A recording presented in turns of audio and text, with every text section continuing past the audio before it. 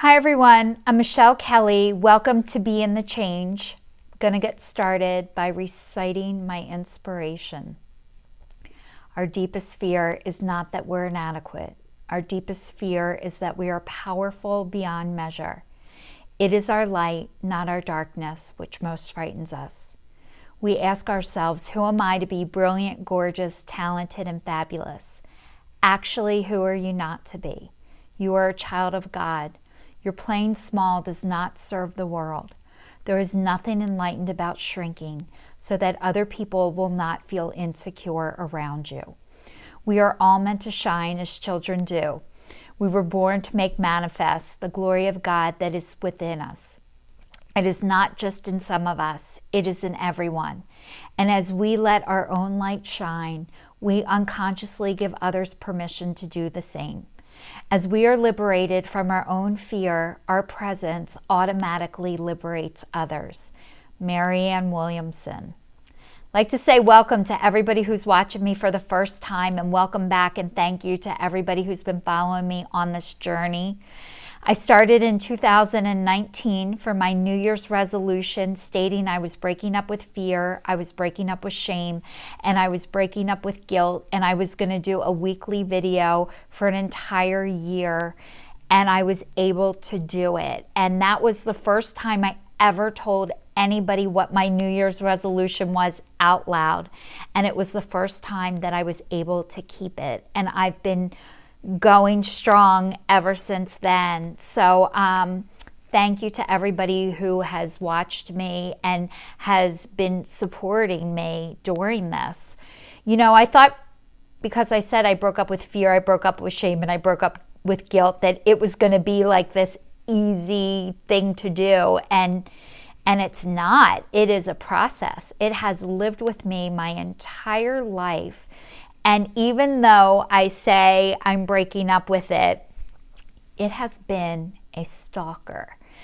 And it doesn't get the word no, and it doesn't get the word stop, but it is getting lighter. And the more I talk about my life and my story out loud, a lot of this is being released from me. And I think the fear of what's going to happen is worse than what actually does happen. So last week I was talking in my video about playing the game of life and thinking if you do all the right things, if everything looks good on the outside, it's going to be good on the inside. And you know, I'm learning how to address the inside, because it got exhausting trying to just make the outside look pretty.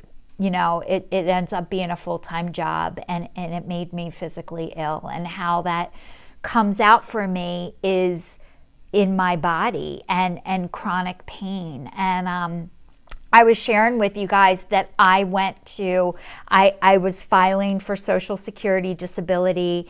I did everything the right way. I had people tell me that I was going to get denied the first time. And I somehow thought, like, yes, I'm sorry that happened to you, and I know that's your experience, but I'm going to be different, because, you know, it's me, and I did everything the right way, and I did, you know, I have all the proof that I need, and I found out on Friday that I got denied, and I was like devastated. And then I've had a massive flare-up in my neck and my shoulder blade, and when that happens to me, I get this depression besides the pain that comes down over me. It's like somebody is putting an X-ray cape on top of my entire body, and I feel this heaviness and this intense sadness on top of having the pain. And it's devastating to me, and I have to push through it, and I have to work through it. It makes me not want to exercise, which that is good for your mental and your body, but it makes me so sad and depressed that then I eat, and the things that I put into my body taste good, but, you know, they don't necessarily make me feel good. So I get in this vicious cycle. But that's what I wanted to talk to you guys about today, is how how I think I'm different and I think I'm special, and then I find out I'm just like everybody else. You know, I think when I started doing these videos, you know, the average amount of time before something happens to you and your life changes, like on YouTube or doing these talks out loud, is 3 years. And it hasn't even been 2 years, but I think it's going to happen for me sooner. And it's not. And then I'm like, you know, everybody said 3 years, but somehow I think I'm special and I'm different and it's going to happen for me faster. And it's not. The only way to be successful and to be, to have things happen is to actually do them and be patient. And how to be patient as you're waiting for things to happen and not quit and not give up is something that I used to struggle with. You know, when things don't happen quick enough, I'm like out of there, you know, like screw this. But like, that's what I'm learning, how to just be patient and show up for my life, which is something I was never able to do. I was able to show up for my son's life until I was able to show up for my own.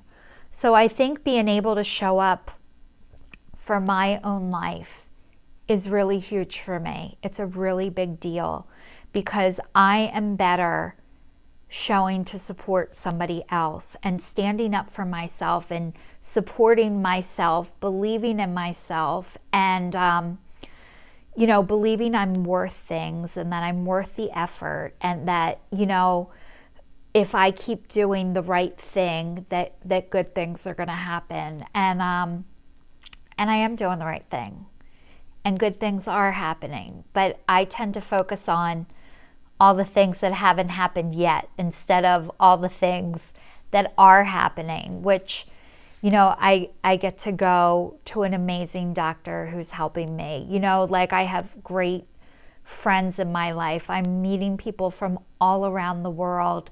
I've had a good experience during this pandemic, which I know a lot of people have not.